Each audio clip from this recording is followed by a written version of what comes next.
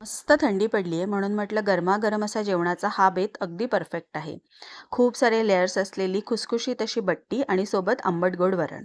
त्यासाठी मी इथे 1 कप गव्हाचं पीठ आणि 4 चमचे मीडियम साईजचा रवा घेतलाय. यामध्ये 2 चमचे तूप, हळद, मीठ, ओवा हे सगळं मिक्स करून कोमट पाण्यामध्ये ह्याचा घट्ट असा गोळा मळून 30 मिनिटासाठी ठेवून द्यायचे.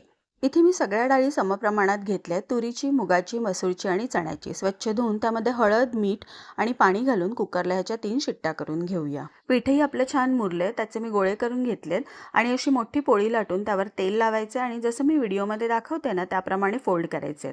म्हणजे जेव्हा आपण बट्टी कट करू ना नंतर मी दाखवेनच, तेव्हा त्याला छान लेयर्स पडतील. असे हलक्या हाताने सगळे एकत्र करून घ्यायचे आणि आपल्याला याला 15 मिनिटासाठी वाफवून घ्यायचंय. हे वाफवून होतंय तोपर्यंत आपण डाळीलाही फोडणी करून घेऊया.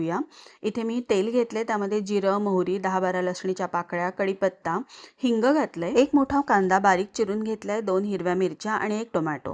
हे सगळं व्यवस्थित परतून घ्यायचंय आणि त्यामध्ये आपण बेसिक मसाले घालणार आहोत. मी पाव चमचा हळद, 1 चमचा मिरची पावडर आणि मीठ घातलंय. आता ह्याला 2 चमचे अगदी कोमट पाणी घालून थोडं वाफवून घ्यायचंय. हे बघा छान वाफ लागलेली आहे. मसाला छान शिजलाय, त्यामध्ये उकडलेली डाळ घालूया. व्यवस्थित मिक्स करून त्यामध्ये आंबटपणासाठी इथे मी चिंच घेतली आहे. तुम्ही कोकमही घालू शकता आणि थोडंसं गूळ घातलंय जे ऑप्शनल आहे. ह्याला छान उकळी आली की कोथिंबीर घातली की आपली डाळ रेडी.